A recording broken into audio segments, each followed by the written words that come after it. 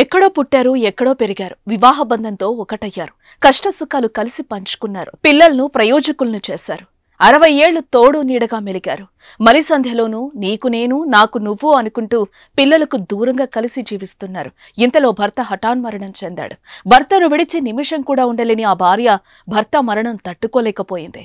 భర్త గుండెలపై పడి రోధించింది. కలిసి బతికాం, కలిసే వెళ్దామనుకుందో ఏమో, భర్త గుండెలపైనే భార్య కూడా చివరి శ్వాస విడిచింది. ప్రతి ఒక్కరి కళ్లు చెమర్చే ఈ ఘటన తెలంగాణ రాష్ట్రంలో చోటు చేసుకుంది.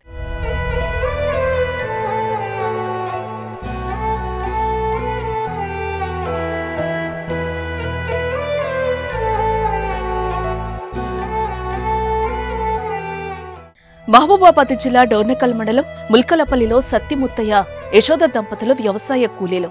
వీరికి 3 కొడుకులు, 1 కుమార్తె ఉన్నారు. అందరూ పెళ్లిళ్లయ్యాయి. అయితే పెళ్లి నాటి నుంచి ఇద్దరూ కలిసిమెలిసి ఉండే ఈ దంపతులు కొడుకుల దగ్గర కాకుండా వేరే ఇంట్లో నివాసం ఉండేవారు. అయితే కాయ కష్టం చేసుకుని ఇద్దరు ఏ రోజు ఖాళీగా ఉండిన సందర్భం లేదు. ఏదో ఒక పని చేస్తూనే ఉండేవారు.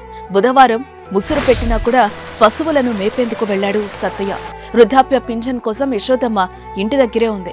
రాత్రి ఇద్దరూ కలిసి భోజనం చేసి చాలాసేపు మాట్లాడుకుని నిద్రపోయారు. అయితే మధ్యలో మెలకు వచ్చిన సత్తమ్మ భర్త ఉలుకు పలుకు లేకుండా పడి ఉండటం చూసి కదిలించింది. కానీ సత్తయ్యలో చలనం లేకపోయేసరికి పక్కనే ఉన్న కొడుకులను పిలిచింది. పరుగు పరుగున వచ్చిన కుమారుడు తండ్రి గుండెపోటుతో మరణించాడని తల్లికి చెప్పారు. దీంతో యశోద తట్టుకోలేకపోయింది. ఆమెను ఓదార్చడం ఎవ్వరి తరం కాలేదు. యశోద భర్త గుండెలపై పడి ఏడ్చుతూ ఎప్పటికీ తోడుంటానని మాట తప్పావు, కానీ నేను మాట తప్పను అనుకుందో ఏమో, భర్త గుండెలపైనే తన తుది శ్వాస విడిచింది. గమనించిన కుమారులు సపర్యలు చేసిన ఫలితం లేకుండా పోయింది. నిమిషాల వ్యవధిలో ఇద్దరు ప్రాణాలు విడవడంతో గ్రామంలో విషాద ఛాయలు అలుముకున్నాయి. ఆ దంపతుల మరణంలోనూ మమేకమయ్యారంటూ గ్రామస్తులు కన్నీళ్ల పర్యంతమయ్యారు.